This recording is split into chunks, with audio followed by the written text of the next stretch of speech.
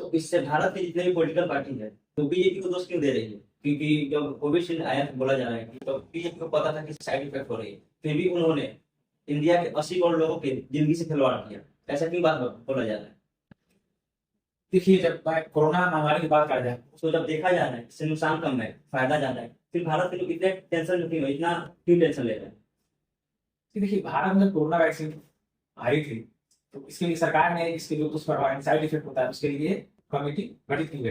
तो क्या कोविशील्ड को लेकर लोगों को जो पैनिक है वो सही है? लेकिन मैं यहाँ पे एक रेफरेंस देना चाहूंगा, जो एम्स के डॉक्टर और प्रोफेसर है नीतीश नायक जी।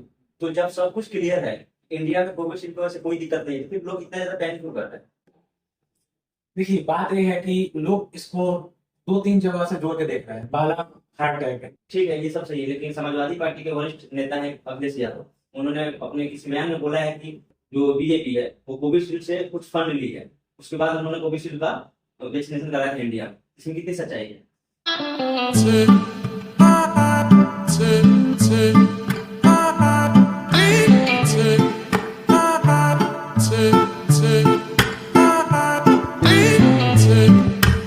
वैक्सीन बनाने वाली ब्रिटेन की फार्मा कंपनी एस्ट्राजेनेका ने कोर्ट में स्वीकार करा है कि उनके वैक्सीन जो डेवलप किए थे उससे टीटीएस यानी थ्रोम्बोसिस थ्रोम्बोसाइटोपेनिया सिंड्रोम यानी आम भाषा में ब्लड क्लॉटिंग और प्लेटलेट्स काउंट कम होने की दुर्लभ बीमारी सामने आई है वैक्सीन से।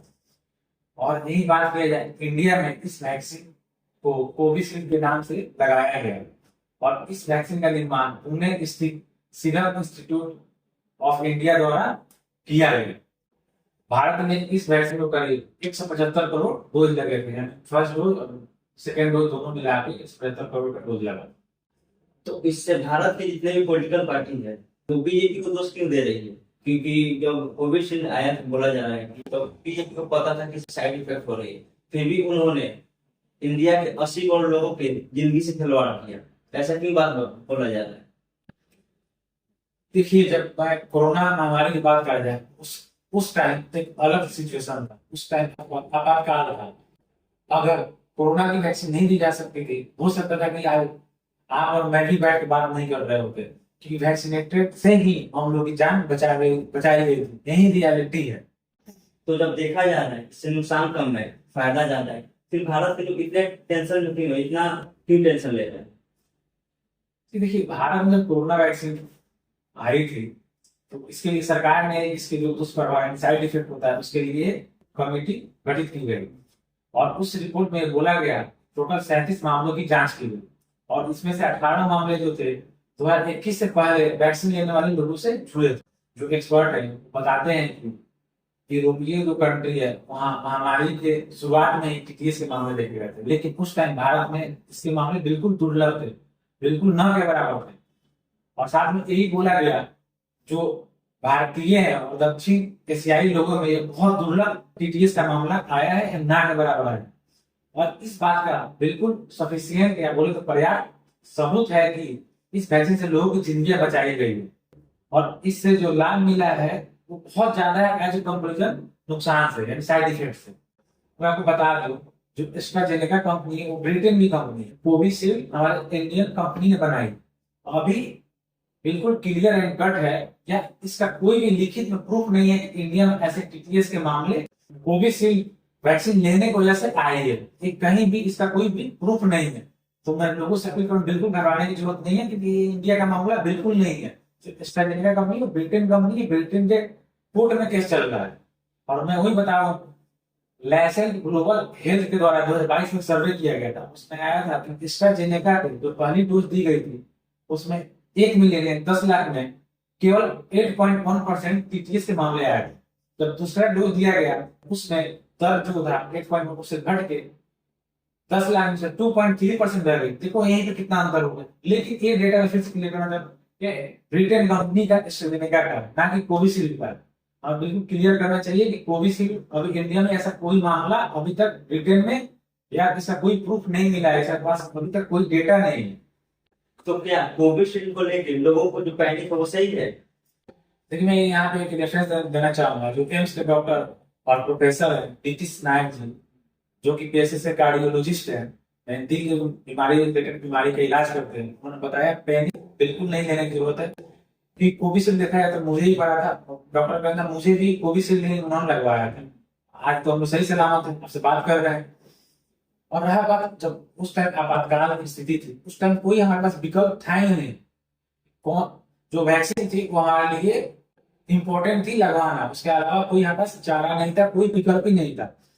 और कोई भी जो ट्रीटमेंट कराते हैं उसका साइड इफेक्ट जरूर होता है। मैं आपको बताना चाहूंगा, जो कैंसर का ट्रीटमेंट होता है उसमें बहुत तरीके का रेडियोथेरेपी या कीमो चलता है, यहाँ देखो उसका भी साइड इफेक्ट होता है। जैसे स्किन का प्रॉब्लम होता है, बाल झड़ जाते हैं, किडनी में प्रॉब्लम हो जाता है। तो हर चीज कोई भी जब ट्रीटमेंट आता है उसका कुछ ना कुछ साइड इफेक्ट जरूर होता है। क्या हम उसका दवाई लेना छोड़ देंगे या वैक्सीन लेना छोड़ देंगे, इलाज कराना छोड़ देंगे? हर चीज का कोई ना कोई साइड इफेक्ट होता है। तो पैनिक लेने की बिल्कुल जरूरत नहीं है, ये मैं नहीं बता रहा हूँ, ये एम्स के प्रोफेसर नीतीश नायक जी ने बताया। तो जब सब कुछ क्लियर है, इंडिया में कोविशील्ड की वजह से कोई दिक्कत नहीं है, तो फिर लोग इतना ज्यादा पैनिक क्यों कर रहे हैं? देखिए बात यह है कि लोग इसको दो तीन जगह से जोड़ के देख रहे हैं। पहला हार्ट अटैक, ब्लड क्लॉटिंग का मतलब ही होता है हार्ट अटैक। तो मैं ये पूछना चाहूंगा कि जब वैक्सीन नहीं है तो उसके पहले हार्ट अटैक नहीं आई थी क्या? 2020 से पहले, 2021 से पहले हार्ट अटैक की इंडिया में खतरा नहीं होता, तो उतना ही खतरा होता है। लेकिन आप लोग इससे कंपेरिजन कर रहे हैं कि वैक्सीन लेने की वजह से हुई है। ये बहुत गलत है, क्योंकि कोई भी जब दवाई लेते हैं उसका साइड इफेक्ट जरूर होता है, इसके घबराने की बिल्कुल जरूरत है ही नहीं। तो उस तौर पे लोग देखते हैं, और 90% को लोगों को कोविशील्ड नहीं लगा है, इसी की वजह से सब घबरा रहे हैं। मैं आपसे बिल्कुल क्लियर करना चाहूंगा, मुझे भी कोविशील्ड नहीं लगी थी। मैं आपके समक्ष बिल्कुल जीता जागता सबूत हूँ, आपसे बातें कर रहा हूँ।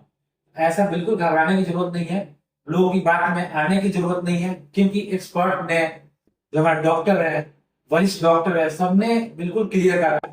चाहे ICMR के वैज्ञानिक हो गए या IMA के डॉक्टर हो गए, सबने बिल्कुल क्लियर करा, इसे पैनिक होने की जरूरत नहीं है। इस शुरुआती में ही लक्षण आते हैं। जब कोविड आया था तो फॉरेन कंट्री या विदेश में बहुत ज्यादा मौतें हो रही थी एज ए कंपेरिजन इंडिया में। तो बताया गया था कि यहाँ का जो इम्यूनिटी सिस्टम है बहुत ज्यादा स्ट्रॉन्ग है। तो हम इस बात को माने थे ना कि हाँ यहाँ का इम्यूनिटी सिस्टम ज्यादा है, वही इफेक्ट कोरोना कहीं और विदेशों में ज्यादा कर रहा था लेकिन हमारे यहाँ कम कर रहा था।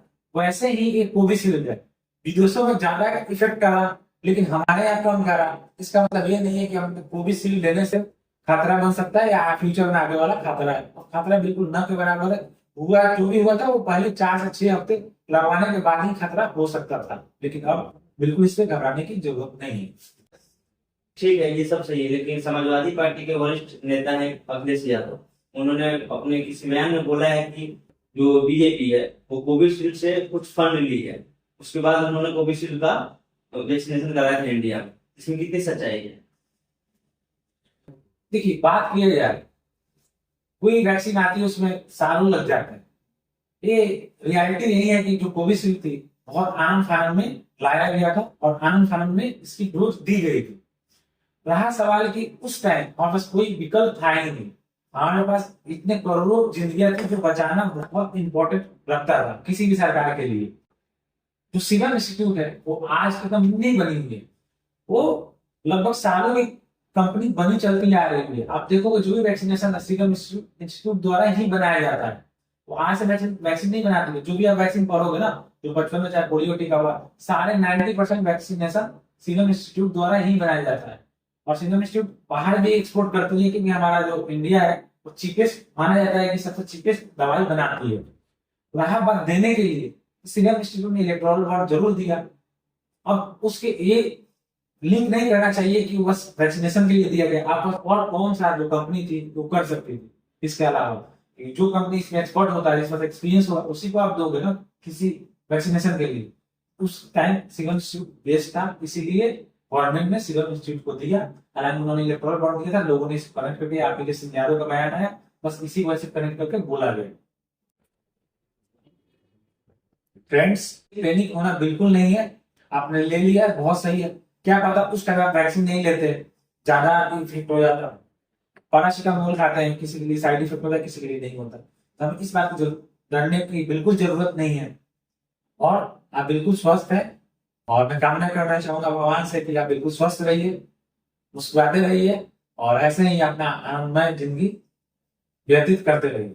और दोस्तों ये वीडियो ज्यादा से ज्यादा शेयर कीजिए, ताकि जितने भी लोग इसके शिकार में डर रहे हैं वो ताकि ना डर सके और उनको हिम्मत मिले कि इससे कोई बीमारी नहीं होने वाली है, जो होना था पहले हो चुका है, आगे इससे कोई दिक्कत नहीं है। और वीडियो अच्छी लगी हो तो लाइक कमेंट सब्सक्राइब जरूर करें। अब मिलते हैं अगली वीडियो में। जय हिंद।